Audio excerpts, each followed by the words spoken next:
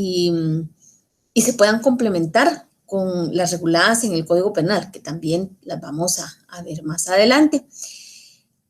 Y lo que pretenden es brindar protección a esas víctimas que sufren ese flagelo social, ¿verdad? Garantizarle a cada uno de los miembros de la familia el derecho a la vida, la integridad de cada persona, el respeto a sus derechos humanos, ¿verdad? El cual en nuestro caso pues están contenidos en nuestra Constitución Política de la República de Guatemala. Entonces recordemos lo que era el objeto, más podría ser, de la ley para prevenir, sancionar, erradicar la violencia intrafamiliar.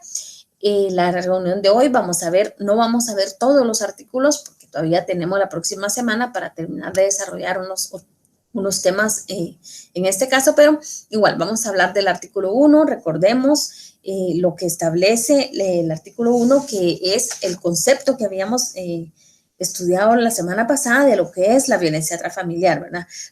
Si tienen su ley a la mano, podemos llevar la lectura y recordar que para el artículo 1, la violencia intrafamiliar es una violación a los derechos humanos, ¿verdad? Establece también que es cualquier acción o omisión que de manera directa o indirecta cause daño, sufrimiento físico, sexual, psicológico, patrimonial, tanto en el ámbito público como en el privado, a persona integrante del grupo familiar por parte de los parientes, convivientes, exconvivientes, cónyuge, excónyuge o con quien se haya procreado hijos. Entonces, tenemos claro nuevamente o recordamos qué es lo que para la ley, para prevenir, sancionar, erradicar la violencia intrafamiliar, lo que significa lo que es la violencia intrafamiliar. Bueno, eso lo vimos la semana pasada. Este es solamente un pequeño recordatorio para que volvamos a tomar el tema. Nos vamos a dirigir al artículo 2, que pues habla sobre la aplicación de la ley para prevenir, sancionar, erradicar la violencia intrafamiliar. Y esta regula, dice, la presente ley regula la aplicación de medidas de protección necesarias para garantizar la vida, integridad, seguridad y dignidad de las víctimas de violencia intrafamiliar. Asimismo, tiene como objetivo brindar protección especial a mujeres, niños, niñas, jóvenes, ancianos y ancianas y personas discapacitadas, tomando en consideración las situaciones específicas para cada caso. Entonces, podemos ver que en el artículo 2, para la ley para prevenir, sancionar, erradicar la violencia intrafamiliar va a regular la aplicación de medidas de seguridad. Si ustedes tienen su ley, pueden subrayar esas medidas de seguridad o medidas de protección que regula esta ley, ¿verdad? Y estas medidas de protección las va a utilizar la ley encaminadas a garantizar a cada miembro de la familia o a cada persona que integra la familia que sufre violencia intrafamiliar, le va a garantizar su vida, le va a garantizar su integridad, le va a garantizar una vida digna, ¿verdad? Y estas medidas de protección las vamos a desarrollar más adelante. También nos establece cuáles son sus objetivos, a quién brinda especial protección esta ley, ¿verdad? Y es a mujeres, a niños, a niñas, a jóvenes, a ancianos, a ancianas, a personas discapacitadas. Entonces nos establece el artículo 2 cuáles son esas medidas de protección, ¿verdad? Que van a ser necesarias para la protección de la vida de la persona y cuál es el objetivo o a qué personas va dirigida especialmente esta ley. Veamos el artículo 3, la presentación de las denuncias. Bueno, vamos a aprender, a estudiar esta tarde cómo vamos a hacer o cómo va a ser la persona para presentar esa denuncia porque sufre violencia intrafamiliar. Nos establece que puede realizarse sin necesidad del patrocinio de un profesional del derecho, en este caso de un abogado, ¿verdad? No es necesariamente que la víctima que sufre violencia intrafamiliar acuda acompañada de un abogado, puede acudir sola a presentar esta denuncia, por lo que la misma ley establece que la denuncia por parte de una persona que sufre violencia intrafamiliar puede ser presentada de forma verbal o de forma escrita. Entonces son dos formas, forma verbal y forma escrita. Más adelante vamos a ver cómo se realiza de forma verbal y cómo se va a realizar de forma escrita. Entonces, a favor, en el artículo 3 puedan ustedes subrayar, ¿verdad? Dice, la denuncia o solicitud de protección que norma la presente ley podrá hacerse en forma escrita o verbal, con o sin asistencia de abogado o abogada. Entonces, háganme el favor de subrayar esa parte, ¿verdad?, de donde puede ser escrita o verbal, con o sin asistencia de abogado o de abogada, para que nosotros pues sepamos cómo se debe de presentar. Continuemos. Luego vamos a aprender, vamos a estudiar quién tiene esa legitimación para presentar una denuncia de violencia intrafamiliar. El mismo artículo 3 nos establece quiénes son esas personas legitimadas para presentar dichas denuncias, dicha denuncia verbal o dicha denuncia de forma escrita. En este caso, de ser la mujer la que sufre violencia intrafamiliar, puede ser la mujer afectada, cualquier persona sin importar su edad que haya sido víctima de un acto que constituya violencia intrafamiliar, cualquier miembro del grupo familiar, toda persona que tenga conocimiento de un hecho constitutivo de violencia. Ahí están desglosados en la presentación de forma general, pero nuestra ley establece punto por punto quiénes son las personas que tienen legitimación para poder presentar una denuncia. Y la vamos a encontrar regulada en el artículo 3. Son 7 personas o instituciones las que pueden tener legitimación para presentar una denuncia de violencia intrafamiliar.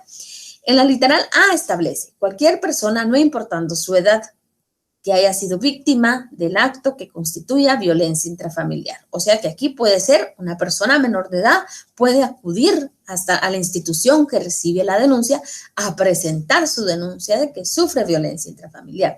No hace diferencia que tiene que ser mayor de edad o que tiene que ser mamá o que tiene que ser papá, no importa. En la literal B podemos leer, dice, cualquier persona cuando la víctima agraviada sufra de incapacidad física o mental o cuando la persona se encuentre impedida de solicitarla por sí misma.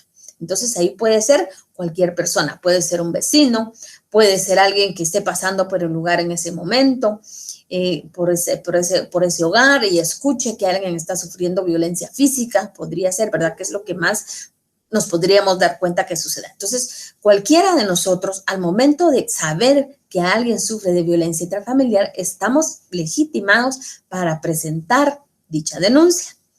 En la literal C, cualquier miembro del grupo familiar en beneficio de otro miembro del grupo o cualquier testigo del hecho. Entonces, si mamá y papá, mamá es la que infringe violencia intrafamiliar contra papá, un hijo puede ir a poner la denuncia para poder ayudar a su papá en el caso de que sufra violencia intrafamiliar.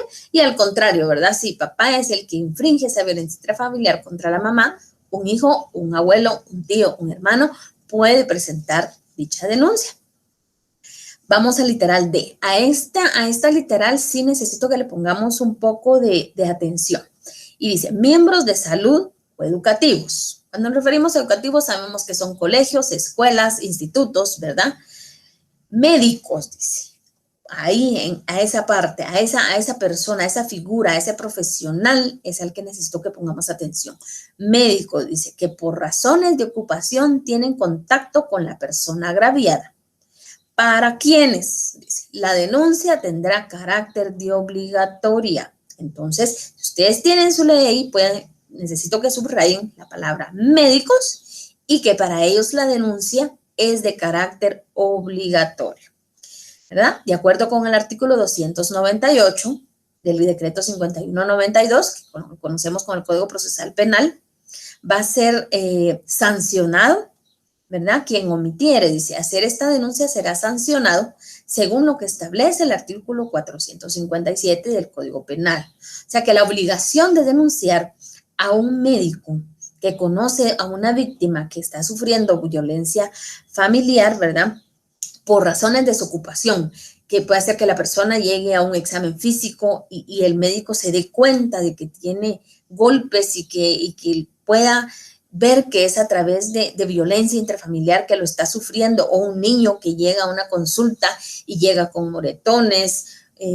Entonces ese médico sí tiene la obligación. Él no puede decir, bueno, este niño está sufriendo violencia intrafamiliar, pero bueno, mejor yo no me meto, ¿verdad? Para no tener problemas con sus papás o porque viven cerca o porque son mis vecinos. No. En el caso de los médicos, cuando son los encargados de atender a la persona que sufre violencia intrafamiliar o tienen un contacto directo por la razón de su cargo, ellos sí tienen la obligación de denunciar la violencia intrafamiliar.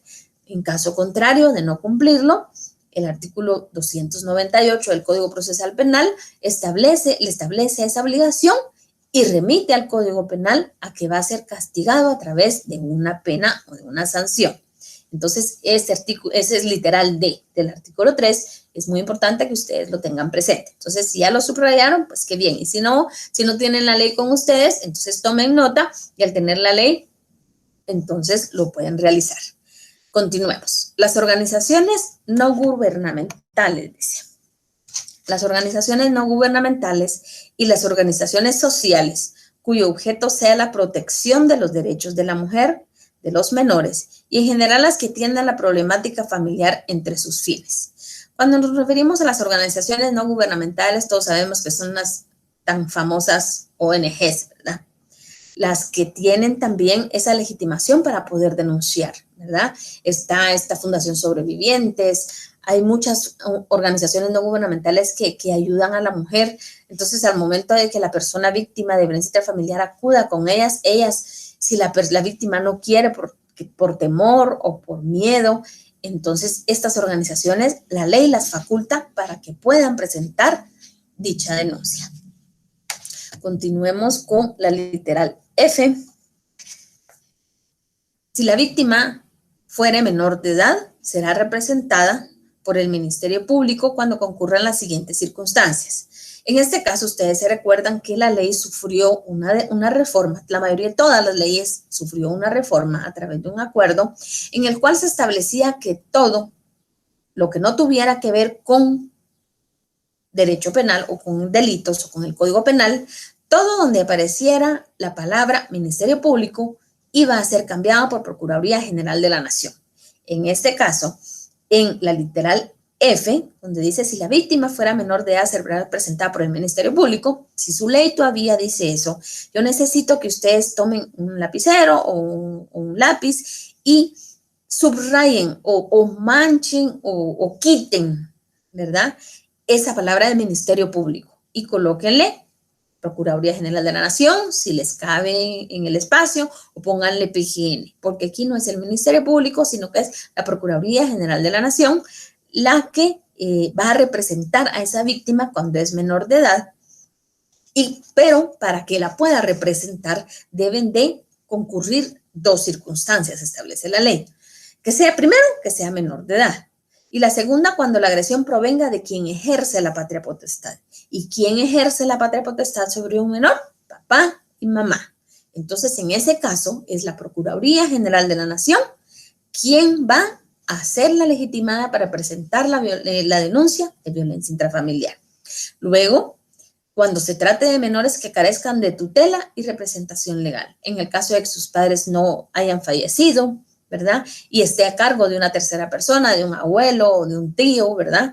Y esté sufriendo violencia intrafamiliar de parte de el que ejerce esa tutela o el que represente legalmente al menor en ese momento, es la Procuraduría General de la Nación la encargada de presentar esa denuncia. Entonces, de las 7 personas o instituciones que nos establece el artículo 3, ya vimos que solamente para un profesional la denuncia es obligatoria y es para los médicos que por la función de su profesión tienen relación con la víctima de violencia intrafamiliar. Continuemos. Ahora, bueno, ya vimos quiénes son los que pueden presentar la denuncia. Ahora veamos qué instituciones van a ser encargadas de recibir dichas denuncias. Y esto lo vamos a encontrar regulado en el artículo 4 de la Ley para Prevenir, Sancionar y Erradicar la Violencia Intrafamiliar. Leamos. Artículo 4 de las instituciones. Las instituciones encargadas de recibir el tipo de denuncias mencionadas en el artículo anterior serán, aquí sí es el Ministerio Público. El Ministerio Público a través de la Fiscalía de la Mujer, Atención Permanente y Oficina de Atención a la Víctima. Normalmente esta Oficina de Atención Permanente está abierta a las 24 horas del día para brindarle un servicio a la población. Entonces, la persona que sufre de violencia intrafamiliar y lo que está más cercano a él es una fiscalía del Ministerio Público, en este caso la Fiscalía de Atención Permanente, ¿verdad? Ahí es donde debe de acudir a presentar su denuncia de violencia intrafamiliar. Literal B. La Procuraduría General de la Nación a través de la Unidad de Protección de los Derechos de la Mujer. También, al momento de cualquiera de estas 7 personas o instituciones van a presentar su denuncia, también pueden acudir a la Procuraduría General de la Nación a través de esta unidad, quien pues también les va a tomar su denuncia. Literal C, la Policía Nacional Civil. La Policía Nacional Civil, en cualquiera de sus comisarías, la persona puede acudir a presentar su denuncia, pero la Policía Nacional Civil también tiene la obligación de intervenir en situaciones de violencia intrafamiliar de oficio o cuando sea requerido por las víctimas o por terceras personas, ¿verdad? Que sean testigos de una violencia intrafamiliar. Y su función va a ser de socorrer y de prestar la protección a las personas agredidas, aun cuando se encuentren dentro de su domicilio, ¿verdad? Al momento de la denuncia. Entonces, cuando se da que la Policía Nacional Civil acude a un lugar porque ha sido llamada, porque existe o la persona en ese momento está sufriendo la violencia intrafamiliar, ¿verdad? En este caso se da la flagrancia. Entonces, lo que tiene que hacer la Policía Nacional Civil es detener a la persona y ponerla a disposición de la autoridad judicial competente, ¿verdad? Ellos van a levantar su informe policial sobre los hechos que ocurrieron y lo van a trasladar al juzgado correspondiente. También tienen la obligación de decomisarle al presunto agresor, si fuera el caso, las armas que tuviera o los objetos que utilizó para amenazar o para agredir y para poner en peligro a su víctima, ¿verdad? Y también deben de ponerlos a la orden de la autoridad judicial para que ésta, pues, continúe con los trámites que corresponden. Luego vamos con el literal D. Los juzgados de familia. Platicábamos en semanas anteriores que todos los juzgados de familia departamentales, en los municipios, son competentes para conocer materia de violencia intrafamiliar. Platicábamos también de que aquí en la ciudad capital ha sido creado el plan piloto del juzgado de primera instancia de familia con competencia específica para la protección en materia de violencia intrafamiliar, ¿verdad? Entonces, este juzgado se encuentra establecido en el Centro de Justicia de Familia de la Ciudad de Guatemala, ¿verdad? Y fue creado a través del Acuerdo 28-2014 de la Corte Suprema de Justicia y pues reformado a través del Acuerdo 47-2017. Este juzgado es un plan piloto que la Corte Suprema de Justicia está trabajando en este momento para poder ayudar a los juzgados de familia a que la carga laboral sea menor, ¿verdad? Y que la violencia intrafamiliar sea más rápida de poderla detener, ¿verdad? Prevenir, sancionar, y lo ideal sería erradicarla. Entonces, este juzgado de primera instancia de familia, con esta competencia específica para la protección en materia de violencia intrafamiliar, se va a dedicar solo a eso, ¿verdad? Solo a conocer casos de violencia intrafamiliar. Me imagino que la idea de la Corte Suprema de Justicia es corroborar cómo va a trabajar este juzgado y poderlo ir creando en los diferentes departamentos, en las diferentes cabeceras. Bueno, también en ese mismo acuerdo, el 28-2014, se creó el Juzgado de Paz con competencia específica para la protección de materia de violencia intrafamiliar, niñez y adolescencia amenazada o violentada en sus derechos. Este juzgado de paz, a diferencia del juzgado de primera instancia, el juzgado de primera instancia con competencia específica para violencia intrafamiliar, su función es de un juzgado normal, ¿verdad? De las 8 de la mañana para las 3:30 de la tarde. La función del juzgado de paz con competencia específica para protección de materia de violencia intrafamiliar empieza su jornada al momento de que primera instancia termina. O sea, a las 3:30 de la tarde, el juzgado de paz inicia a conocer hasta las 8 de la mañana del día siguiente. O sea, el juzgado de paz va a atender en días y en horas inhábiles. O sea, sábados y domingo, este juzgado está abierto a las personas que son violentadas a través de la violencia intrafamiliar o para las personas que son violentadas, los niños y los adolescentes que se les están violentando sus derechos, ¿verdad? Ellos atienden fines de semana, días de asueto, feriados, licencias y los permisos que la presidencia del organismo judicial le da a sus trabajadores. Entonces, este juzgado está abierto las 24 horas, podría ser, ¿verdad? En horarios hábiles va a conocer primera instancia y en horas inhábiles, días inhábiles y fechas especiales pueden acudir al juzgado de paz con competencia específica para la protección en materia de violencia intrafamiliar. Y pues vamos a ver más adelante qué pasa cuando la víctima o la persona legitimada para presentar una denuncia acude a este juzgado para poder presentar la denuncia. Continuemos. Bueno, vamos a adentrarnos un poquito a este acuerdo, ¿verdad? Para que ustedes más o menos vayan conociéndolo. Si tienen la oportunidad de descargarlo, pues fuera excelente que ustedes lo pudieran tener, lo pudieran leer a más profundo para poder estar relacionados con el tema, ¿verdad?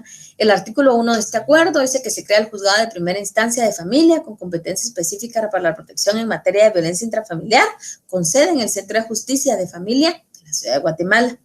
Tiene su competencia territorial y pues regula, dice, tiene competencia por razón de territorio, dice, cuando el hecho de violencia ocurra en el municipio de Guatemala, con excepción de las zonas y notificaciones del referido municipio, dice que sean competentes de otros órganos jurisdiccionales y juzgados de paz móviles con sede en la Ciudad de Guatemala. Entonces, este juzgado está dirigido principalmente al municipio de Guatemala.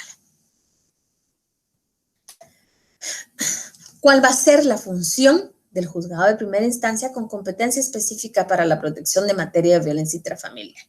Dice, en la literal A, recibir, conocer y resolver en audiencia las denuncias verbales o escritas que se presenten por hechos de violencia intrafamiliar. O sea que si la víctima llega a este juzgado, el juzgado va a recibir su denuncia. A través de una audiencia va a escuchar lo que la víctima tiene que decir o la persona que va a interponer la denuncia, ¿verdad? Normalmente cuando acuden solas, las denuncias son verbales, se lo va a saber en audiencia, le va a contar al juez qué es lo que está pasando. Y en base a esta explicación, el juez va a resolver lo mejor para esta víctima. ¿Qué otras competencias tiene este juzgado? Otorgar en audiencia las medidas de seguridad, dice, necesarias para el cese y la prevención de los actos de violencia intrafamiliar. Entonces, el juez, en base a los hechos que se le presenten, va a otorgar en esa misma audiencia esas medidas de seguridad para que la persona deje de sufrir ese vejamen. ¿Cuál otra competencia tiene? Recibir, dice, tramitar y resolver las oposiciones que se presenten contra las medidas de seguridad que se hayan dictado dentro del mismo proceso, así como las dictadas por los jueces de paz y los jueces de paz móviles con sede en la Ciudad de Guatemala. Entonces, ustedes pueden ver aquí, más adelante lo vamos a estudiar, que al momento de presentar la denuncia, el juez va a resolver y sobre esa resolución, la parte agresora, por decirlo así, o el presunto agresor, tiene el plazo para poderse oponer, tiene ese derecho de oposición contra lo que se resuelva en su contra en dicha audiencia, ¿verdad? No pueden violentársele el derecho de defensa tampoco a ese presunto agresor, pero eso lo vamos a ver la próxima semana, cómo se da esa oposición. En la literal D, conocer y resolver las solicitudes de prórroga, ampliación o sustitución de medidas de seguridad que haya dictado el mismo juzgado, así como las dictadas por los juzgados de paz. Entonces, podemos ver que se pueden prorrogar, se pueden ampliar y se pueden sustituir esas medidas de seguridad, pero eso también es tema de la próxima semana. Solo estamos haciendo referencia a esto. Juzgado de paz. Bueno, veamos el juzgado de paz. Creación, dice, se crea el juzgado de paz con competencia específica para la protección en materia de violencia intrafamiliar y de niñez y adolescencia amenazada o violada en sus derechos. También tiene su sede en el Centro de Justicia de Familia de la Ciudad de Guatemala. Para el efecto, y se utilizarán las mismas instalaciones y herramientas de trabajo del Juzgado de Primera Instancia de Familia con competencia específica para la protección en materia de violencia intrafamiliar, debiendo, dice, procurar el correcto manejo y buen funcionamiento de las mismas. Entonces, están ubicadas prácticamente en el mismo edificio y utilizan la misma papelería, los mismos instrumentos, porque ellos no laboran en las mismas horas, ¿verdad? Como ya pudimos ver. Competencia territorial. Aquí en el artículo 8, la competencia territorial del juzgado de paz. Y pues no es diferente al de primera instancia. Dice, en materia de violencia intrafamiliar, cuando el hecho de violencia ocurre en el municipio de Guatemala. Y en materia de niñez y adolescencia amenazada o violada de sus derechos, deberá conocer a prevención cuando el caso sea competencia del juzgado de primera instancia de la niñez y adolescencia del área metropolitana.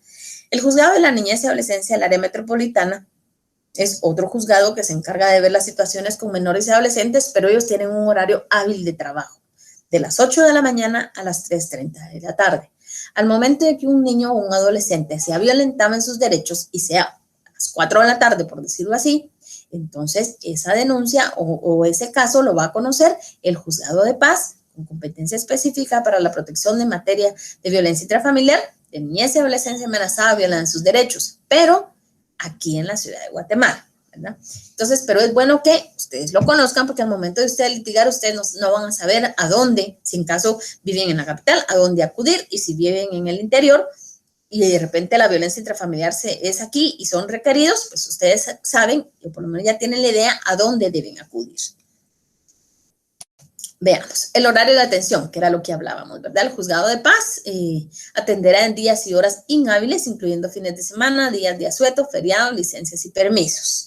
Los jueces, se establece, deberán conocer y decidir todas las solicitudes que ingresen durante su respectivo turno y en ningún momento podrán trasladar a otro juez el conocimiento de los requerimientos ni el otorgamiento de las medidas de seguridad y protección solicitadas. Entonces, los juzgados de paz son los que conocen las solicitudes en los días y horas inhábiles o en su turno, por decirlo así, y no pueden decir, mire, señora, fíjese que tenemos mucho trabajo, vaya al juzgado de paz de Chinautla, por decirlo así, allá la van a atender porque hay menos personas. No, ellos deben de hacer lo humanamente posible por atender a esa víctima de violencia intrafamiliar o a ese niño o adolescente que está siendo amenazado o violentado en sus derechos. Veamos. Bueno, la remisión del expediente, dice. Siempre hablando del juzgado con competencia específica. Los casos, dice, que conozca el juzgado de paz con competencia específica para la protección de violencia intrafamiliar, deberás trasladar a primera hora hábil del día siguiente al centro de auxiliares de familia, quien los remitirá inmediatamente a los órganos jurisdiccionales que se indican a continuación.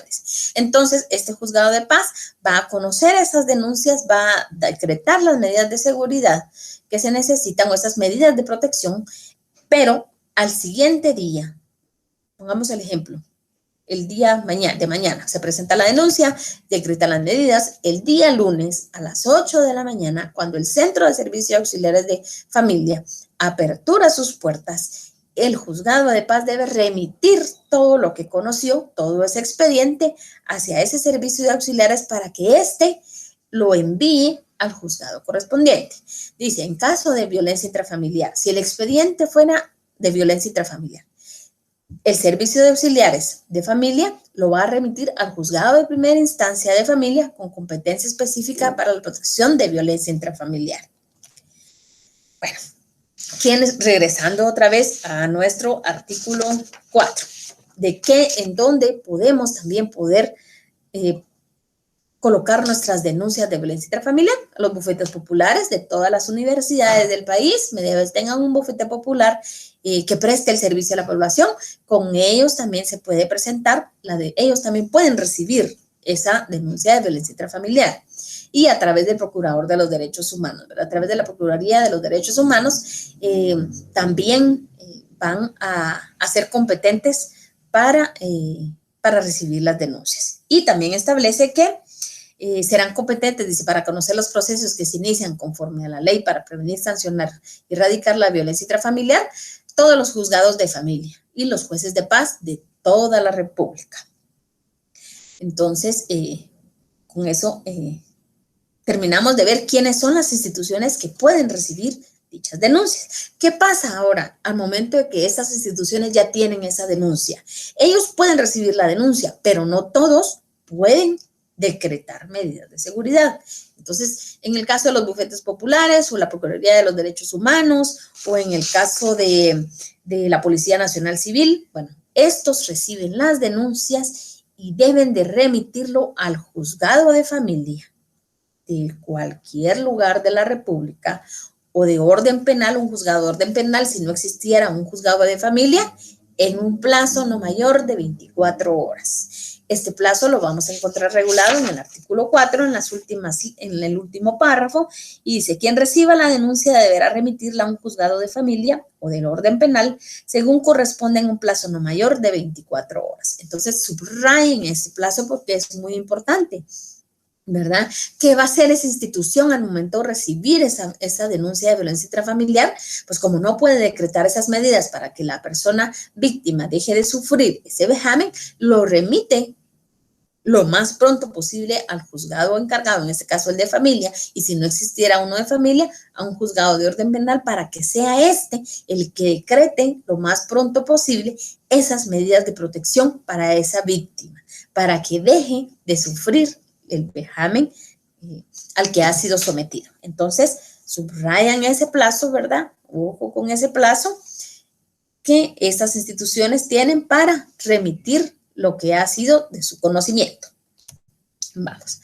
Ahora nos vamos a dirigir a nuestro reglamento de la ley para prevenir, sancionar y erradicar la violencia intrafamiliar. Si ustedes compraron su ley, ahí mismo viene ese reglamento.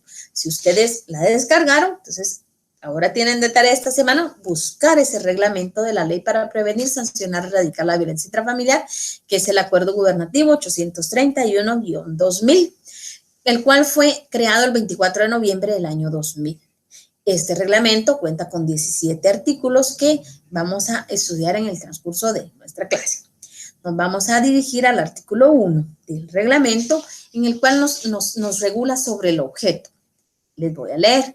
El presente reglamento, dice, tiene por objeto desarrollar las disposiciones de la ley para prevenir, sancionar, erradicar la violencia intrafamiliar, facilitando la presentación, trámite, resolución y registro de las denuncias. Entonces, si me hacen favor de poder subrayar donde dice facilitando la persecución, trámite, resolución y registro de la denuncia. Eso es el objeto fundamental del reglamento de la ley para prevenir, sancionar y erradicar la violencia intrafamiliar. Vamos ahora al artículo 2. Remisión, dice, las instituciones encargadas de la recepción de denuncia de violencia intrafamiliar a que se refiere la ley deberán causar las mismas a un juzgado de familia o de paz penal, según sea el caso, dentro de un plazo no mayor de 24 horas bajo su responsabilidad, para que sean dictadas las medidas de seguridad necesarias.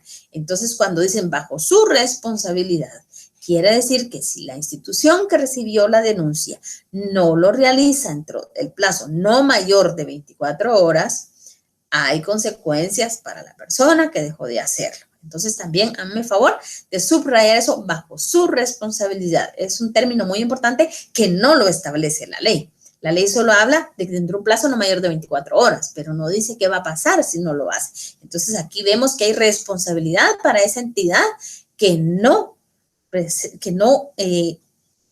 remita esas actuaciones al juzgado correspondiente.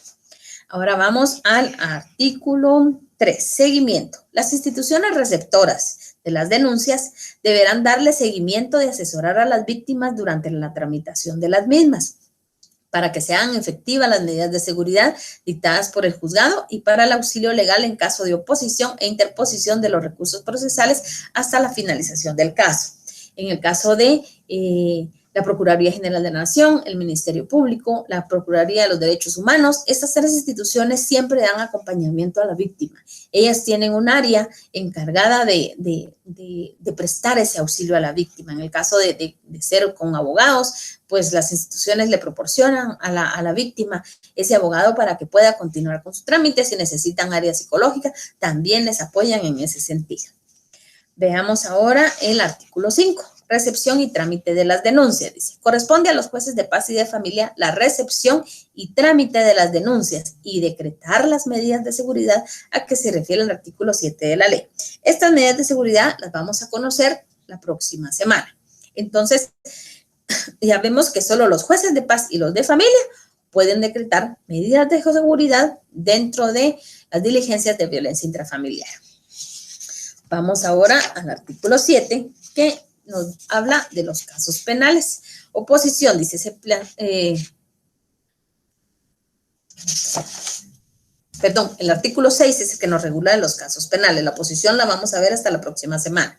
Casos penales. Si la denuncia se dedujere la existencia de hechos delictivos, el juzgado de paz o de familia, según sea el caso, luego de haber dictado las medidas de seguridad a favor de la víctima, remitirá bajo su responsabilidad copia de la misma al Ministerio Público para el ejercicio de la acción penal dentro de las 24 horas. Entonces, en el caso de que a un juzgado de familia llegue una denuncia de violencia intrafamiliar, pero la denuncia sea por violencia física o sexual contra un menor de edad, ahí es constitutivo de delito más grande, ¿verdad? Ya los golpes, pues, ya los jueces de paz no lo ven solo como una violencia intrafamiliar, por decirlo así, común. Entonces, estos tienen el plazo de 24 horas para también remitir copia de ese expediente al Ministerio Público para que se haga la investigación y se determine la responsabilidad penal del presunto agresor, pero ya sancionándolo con una pena de las establecidas en el Código Penal. Entonces, también existe obligación de parte de los juzgados de familia y los de paz hacer este traslado del expediente en caso de que consideren que se cometió un delito. Veamos, la presentación de la denuncia de forma escrita. Empecemos con la denuncia de forma oral mejor. Para que nosotros no intervenimos en esa denuncia oral, pero es importante que ustedes sepan cómo se da esa denuncia oral. Bueno, esa denuncia oral llega a la víctima, al juzgado de familia, ¿verdad?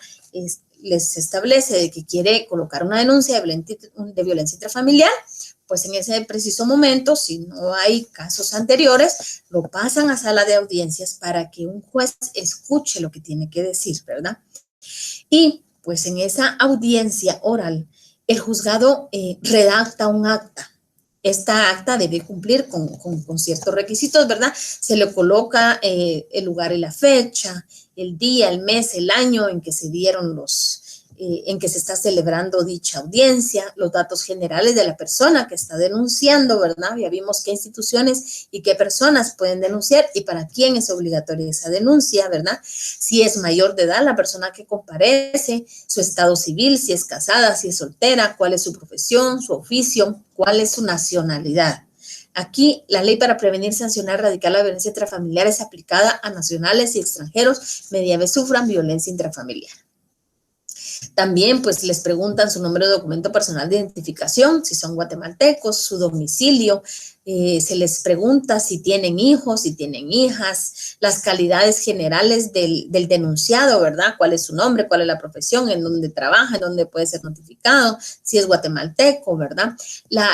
También le debe de constar en esa acta el tipo de relación que se tiene con la víctima, ¿verdad? Que la víctima tiene con el denunciado, si es conviviente, si es conviviente, si es hijo, qué relación de familia hay entre ellos. Y pues el relato de los hechos, ¿verdad? El día, la fecha, el lugar en que se dio la violencia intrafamiliar, ¿verdad? Se le pregunta también si los hechos fueron realizados frente a menores, si la persona fue agredida con algún objeto, y si es así, que lo pueda describir. Y si es así, si todavía está en el hogar o fue decomisado por la policía en el caso de fragancia, si el presunto agresor portaba un arma de fuego, si el presunto agresor consume drogas, si consume alcohol, si existe amenazas, si las amenazó y qué tipo de amenazas infirió ante ellas. Entonces, todo eso es el juez el encargado de tomar esos datos o ese requerimiento a la persona que se presente a interponer su denuncia. Igual el juez puede solicitar, ¿verdad?, que se hagan exámenes periciales si éste los considera oportunos y para poder hacer un señalamiento ya en materia penal, ¿verdad? En esa misma audiencia se le notifica a la presunta víctima, ¿verdad?, lo que resolvió el juez en el caso de las medidas de seguridad, que es lo que se va buscando en la violencia intrafamiliar, ¿verdad? Y pues le da un plazo al presunto agresor para que se oponga en cuanto a lo que se le está se le está atribuyendo, ¿verdad? Porque aquí no es mutante porque no es penal, se le está atribuyendo ese hecho de violencia intrafamiliar que se le está atribuyendo. En el caso de que la denuncia se presente de forma escrita, pues nosotros ya hemos redactado memoriales cuando recibimos nuestro curso de procesal civil. Debemos de cumplir con los artículos 61, 106, 107 del Código Procesal Civil y Mercantil, ¿verdad? Nuestro memorial debe llevar un encabezado, a qué juzgado de familia va a ir dirigido, los datos personales de nuestro cliente, ¿verdad? Esa exposición de motivos o hechos que nosotros conocemos en el cual debemos de hacer constar todo lo que les acabo de decir en lo que se da en la audiencia oral, ¿verdad? Colocar el parentesco que hubo entre la persona, qué pasó, dónde pasó, a qué horas, en qué lugar, cómo la amenazó, cómo la violentó. Todo eso debe de ir dentro de la exposición de motivos de nuestro memorial o en el apartado de hechos, que es como nosotros lo conocemos. Nuestro fundamento de derecho al momento de hacer nuestro memorial. Ya hemos platicado, ¿verdad? Las convenciones que platicamos la semana pasada, de donde nació la ley para prevenir, sancionar, erradicar la violencia intrafamiliar, la Constitución Política de la República de Guatemala, artículo 1, 46 y 45, 46 que estuvimos platicando. En este caso, nuestra ley para prevenir, sancionar, erradicar la violencia intrafamiliar, y ahí mismo en nuestro fundamento de derecho o en nuestra cita de leyes podemos hacer mención a la ley de tribunales de familia. Lo vamos a ver más adelante. Las pruebas, nosotros al momento de presentar un memorial de una denuncia de violencia intrafamiliar, podemos hacer uso de todas esas pruebas que nos permite el artículo 128 del Código Procesal Civil y Mercantil, ¿verdad? Testigos, declaración de parte, documentos, declaración de expertos, presunciones legales y humanas y todas las que establece el artículo 128. Nuestras peticiones, qué es lo que queremos a través de presentar esta denuncia, y normalmente va a ser que sean decretadas medidas de seguridad. Pero en este caso nosotros vamos a hacer referencia como abogados de indicarle al señor juez cuáles son las medidas de seguridad que nosotros deseamos que se decrete para nuestro patrocinado. Estas medidas de seguridad las vamos a estudiar el próximo fin de semana. Nuestra cita de leyes, ¿verdad? Y vamos a hacer mención, Código Procesal Civil y Mercantil, que se utiliza, vimos que se utilizaba supletoriamente en los casos de familia, ¿verdad? Ley de Tribunales de Familia, artículo 12, que es normalmente donde nos fundamentamos donde se da la competencia a los jueces de familia para conocer todo lo que se refiere a, en este caso, violencia intrafamiliar. Nuestras copias, ¿verdad? Ya sabemos que debemos acompañar copias a nuestro memorial, lugar y fecha, y pues la firma de nuestro patrocinado para poder presentar nuestro memorial. Luego de haber presentado nuestro memorial, el juez nos va a resolver, ¿verdad? Y lo van a resolver lo más pronto posible al momento de presentar esa denuncia. 24 horas, si es mucho tiempo, el juez resuelve. Va a resolver, decretar las medidas de seguridad y va a dar inicio a ese trámite de diligencia de violencia intrafamiliar, en el cual hablábamos que se le va a dar también la oportunidad de defenderse al presunto agresor, oponiéndose a la misma. Y lo vamos a hacer a través de la vía incidental, porque nosotros sabemos que cuando la ley no nos da un trámite específico, nos debemos de remitir al incidente. En este caso, le vamos a denominar incidente de oposición en contra de las medidas de seguridad decretadas. Normalmente los jueces de paz y de familia decretan un plazo. La ley establece que son 2 días de oposición para los incidentes, pero normalmente los jueces tienen el fundamento para poder ampliar ese plazo. Hay jueces que sí se apegan a la ley del organismo judicial, bueno, 2 días para que se oponga. Hay otros que por razón de la distancia colocan 3 días. Entonces debemos de ver de qué tipo de resolución o el criterio del juzgador en este caso. Se le da 2 días a la persona para que se oponga al presunto agresor. La oposición del agresor la vamos a ver también la próxima semana, ¿verdad? No voy a entrar mucho a esto, pero al momento de ya oponerse, se va a abrir a prueba nuestro incidente para probar si conviene o no conviene seguir con las medidas de seguridad o el juez las desestima. Normalmente se da dentro del plazo de 8 días, como todos los incidentes, y el juez va a resolver a través de un auto esa oposición en un plazo de 3 días. Aquí lo vamos a ver superficialmente el día de hoy, y a la próxima semana vamos a entrar de lleno a ver la oposición, cómo vamos a oponernos. Ahora vamos a ir al lado contrario, cómo vamos a llevar ese trámite de incidente de oposición, qué leyes son las que vamos a utilizar, cómo vamos a aplicar supletoriamente las otras. Entonces, pues de mi parte, es todo por el día de hoy. Espero que hayan podido tomar nota. Yo creo que estos temas van un poquito más rápido de lo normal porque es bastante y pues 45 minutos a veces no es suficiente. Entonces, seguimos trabajando la próxima semana con nuestra ley para prevenir, sancionar, erradicar la violencia intrafamiliar. Tienen a la mano también ley del organismo judicial, Código Procesal Civil y Mercantil, ley de tribunales de familia y la Constitución. Voy a procurar ver si les puedo enviar tal vez un memorial de esta oposición para que lo podamos ir viendo más despacio la próxima semana, ¿verdad? Vamos a también en esta ver todo lo que se refiere a las medidas de seguridad, cuáles son las que se pueden decretar, cómo las conocemos y cuáles son las que podemos solicitar para con eso pues avanzar en nuestro tema de la violencia intrafamiliar y de ahí pues seguir avanzando con nuestro curso. Entonces, les agradezco mucho la atención que me prestaron esta tarde. Espero poderlos ver la próxima semana y cualquier consulta pues estoy a sus órdenes. Muchas gracias.